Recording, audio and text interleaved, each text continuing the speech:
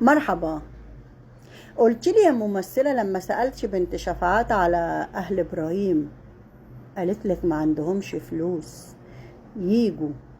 قلت لها بعت لهم فلوس. طب بعتت لهم؟ ما سألتهاش؟ مش عيب يا ممثلة؟ ياللي مش لازم تفالياني على الناس، مش عيب يعني تفالياني على ناس وناس لأ؟ عيب يا ممثلة، عيب الكذب. انت عارفة انها ما كانتش بتبعت لهم فلوس؟ طب انت عارفة ان الناس لما كانوا بيجوا ما كانش في مكان بيباتوا فيه، لان امها كانت بتقفل الشقة وتروح المرج والناس مش حمل سفر؟ طب انت عارفة انها قفلت الباب في وش الناس قبل كده وقالت لها احنا ماشيين والناس ما دخلوش حتى التويليت؟ طب انت عارفة ان الولد كان نفسه يشرب كوباية حليب ودخلت بهدلته وهو على سرير الموت، وخدت الحليب رمته عشان تحصره ان نفسه في الحاجة ومش قادر يشربها، زي الكبابجي اللي جابته فرشته قدامه وهو مش قادر يشربه؟ لكن كنت انتي وبتاعت الفسيخ بتأمروها عشان تروح توديله فسيخ عشان تأكله فسيخ. طب انت تعرفي ان محمد باع تليفونه عشان يسدد فلوس العزا اللي هي قالت لهم اعملوه وانا هحول لكم الفلوس؟ طب انت تعرفي ان بنت شفاعات في 15/5 خدت فلوس الولد اللي لمتوها من العلاج وانت قايله انت كنت تعرفي انه هيموت، وخدتها ونزلت اديتها للمزور البورس بتاعها وراحوا جابوا بيه كافيه؟ اكيد تعرفي. ما هي اصلها مش هتتحرك من غير اذن المعلمه، ما هو لازم المعلمه تبقى عارفه كل حاجه. بتستوي على الست الغلبانه وطالعه تدينا درس في الظلمات على بياعة الفسيخ وتكلمينا انها ست عصامية. ست عصامية في ايه؟ شقيانة عمرها كله ولما عرفتك في سنة بقت مليارديرة. يا شيخة ده انا بقالي 25 سنة ظهري اتكسر على مكنة خياطة، كانت ايدي بايد العمال بدل المصنع 2 و3.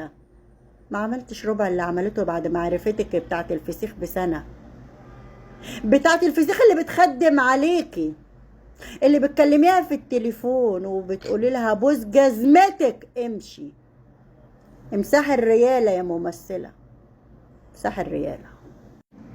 كنت تعرفي ان الواد هيموت قبل ما يموت ب6 شهور وخدتي فلوس الادوية وجبتي بيها شقق وطالعة دلوقتي تدينا مبررات في الشقة جبتيها ليه ولازم ترجعيها عشان العيلين الصغيرين، لكن الست اللي شقت وربت لكم الراجل نروح نضربها بالنار زي ما بنعمل في الخير لما يكبر؟ مش هو ده اللي انت عايزاه؟ هتعملي مع الست والدتك كده؟ الظلم ظلمات، قولوها لنفسكم قبل ما تقولوها للبشر. بتناموا ازاي؟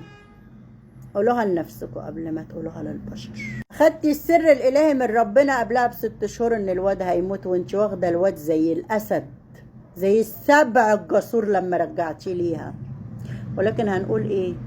حسبنا الله ونعم الوكيل. وطلعت تلمعيها وتقولي كانت بتنام تحت السرير، قلبي الصغير ما يتحملش تحت السرير. مين اللي قال كده يا فندم؟ كانت بتقعد في الكوافير 5 ساعات. الممرضات بتقولك كان الكيس بتاع التحويل المسار كان بيسرب ما بنلاقيش اللي يغيرهوله. اصل الضوافر دي مش هتخدم مريض. امسحي الريالة. بيسألك المذيع المحترم لما رجعتي له طليقته كانت طمعانة في حاجة؟ رديتي عليه وقلتي هو كان حيلته حاجة؟ كان حيلته يا فندم شبابه، عافيته اللي سلبتها له. الواد كان وزنه 88 كيلو لما رجعتيه ليها. ايه اللي حصل للواد في شهر؟ اتبدل، اتحول لمومياء. هو احنا ما شفناش مرضى سرطان؟ مسكنات ايه اللي بتنيميه ببيتك عليها؟ مسكنات ايه اللي كان الواد بيشربها ويبلبعها نايم ليل ونهار؟ هو احنا ما عرفناش مرضى كانسر قبل كده؟ تضحكوا علينا ولا على نفسكم؟ مسح زر ايه اللي ماسكاكه دليل اللي براءتك؟ مسح زر ايه؟ المسح الزري اللي طالع بره تاريخ وجوه تاريخ، ولما طلعت قلت لا ده مقارنه، هقارن الجلده بالصوره. عيب يا مدام، عيب يا ممثلة تعاملي مع ناس مثقفين بتوع الميديا، ما هم دول المثقفين اللي بيغيروا الكون. سيبك بقى من الجولات اللي كنت بتلميها ليل ونهار، سيبك من الجولات اللي بتلميها ليل ونهار دي، مش هنتكلم فيها وفي فلوسها راحت فين. سمعتي ألفاظها الأخيرة؟ بنتك حبيبتك ونعمة البنات. بتقولي حضرتك الأم بتشيلها من بقها وتديها لابنها. طب لما يكون مفيش على بق الأم أصلا، لما يكون ريحة الأم، ريحة بق الأم من الجوع فايحة، ما نرحمهاش؟ ده الظلم ظلمات. ده قالتلك ما معهمش تمن الطريق.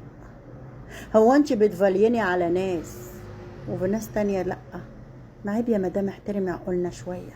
حالته شبابه وصحته اللي بيدفع فيها ملايين للسماسرة والحرامية.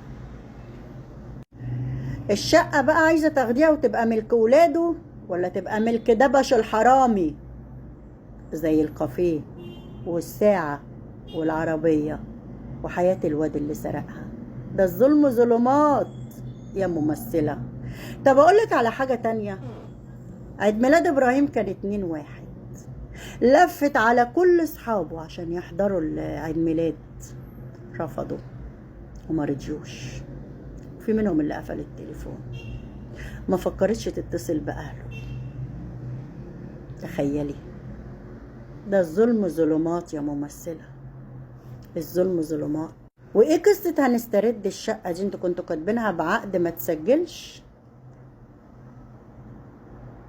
ولا كنتوا مبصمينه قبل ما يموت زي ما اخته قالت؟ هو انتوا لسه مستمرين في قضية تزوير؟ ده انتوا معاكم مزور كبير انا عارفة والله. لسه مستمرين في موضوع قضية تزوير برضو؟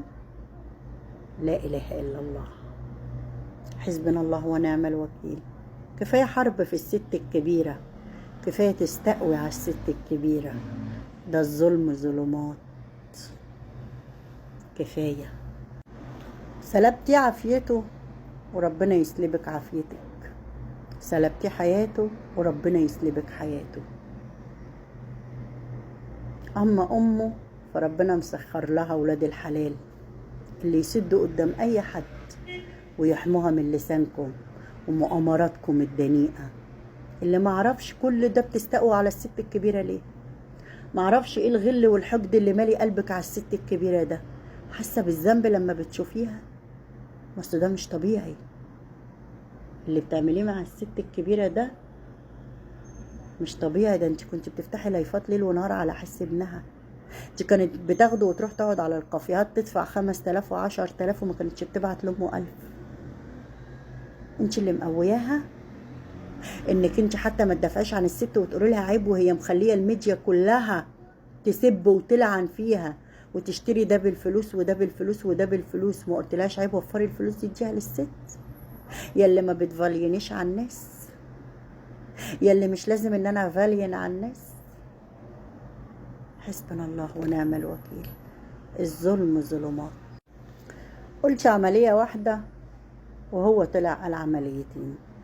تحويل المسار نص غرزة، مش 22 دبوس ب50 غرزة. ومش عشان اعمل عملية مسار افتح البطن كلها عشان استكشف. اللي اتعمل في الولد ده لعنة اسمها لعنة الدم، عمرها ما هتسيب اللي كانوا سبب في اللي عملوا ده. بعتوا الواد قطع غيار وسبتوه، اللي عايز مسمار يروح ياخده واللي عايز عضلة يروح ياخدها.